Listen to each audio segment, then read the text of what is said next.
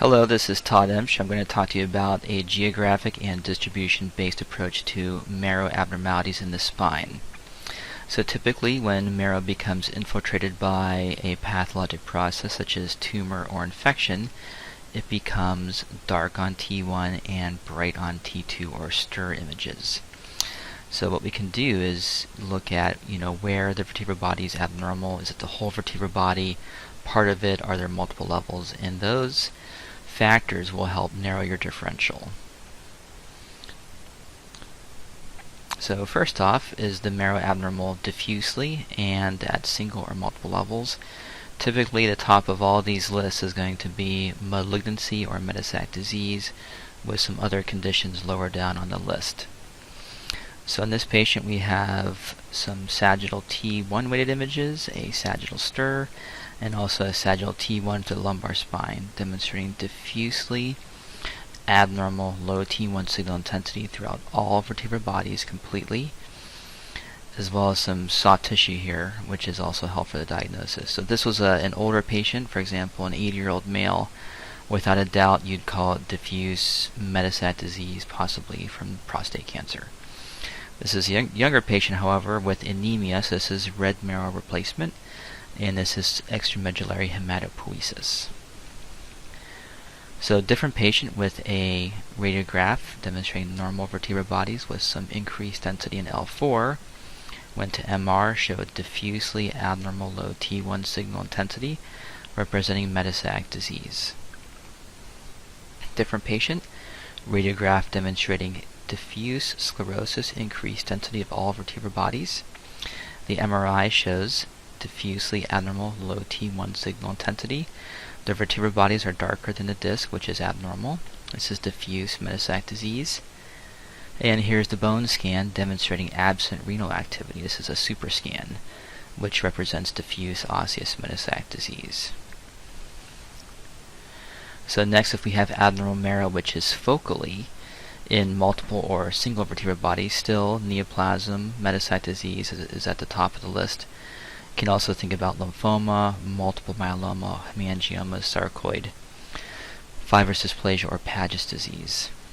So here's a sagittal T1 weighted image through the thoracic spine and the axial disc level here, showing this T1 hyperintense lesion with kind of a speckled appearance. So bright on T1 is typically a benign process. This is a hemangioma. Pretty much the main thing that on T1 would be hyperintense and bad would be a melanoma metastasis, which is in this image here from a different patient. So sagittal T1 weighted images through the thoracic and lumbar spine with corresponding stir images. So patchy, focal lesions throughout multiple vertebral bodies. Patient with no cancer history. The chest CT showed some hyalolymphadenopathy. Eventually the patient went to biopsy, and this was actually sarcoid. Sagittal T1 weighted image through the lumbar spine, so normal marrow, nice hyperintense fatty marrow, and at this level here we have some abnormal low T1 signal intensity, along with some effacement of these neural foramen, which is all the soft tissue prominence. So whenever you see a lot of soft tissue prominence with minimal marrow abnormality, always think about lymphoma, which was what this case was. Next up is abnormal marrow, predominantly within the posterior elements. Once again, metastatic disease, neoplasm, and primary bone tumors. So PET scan, L5 posterior elements, some increased uptake, lytic lesion on CT scan, and stir hyperintense lesion on the MR, which was a solitary metastasis. Bone scan with some pretty intense uptake in the posterior elements, correspond to this nidus on the CT scan in this patient with an osteoid osteoma. Now abnormal marrow if it's in the posterior elements with extension to the vertebral body. Once again, neoplasm, metastatic disease, and primary bone tumors. So sagittal T2 weighted image. Abnormal marrow centered in this facet joint with extension anteriorly, and these characteristic fluid levels, which is an aneurysmal bone cyst. Lastly, abnormal marrow which is centered about a disc base or an articulating surface. Last on your list should be tumor. It's usually going to be degenerative change, infection, or Schmorl's node. So sagittal T1 weighted image through the cervical spine, and a sagittal stir. So we have abnormal low T1 centered about this facet joint with corresponding stir hyperintensity. This is just some facet arthropathy, so not tumor. End plate changes.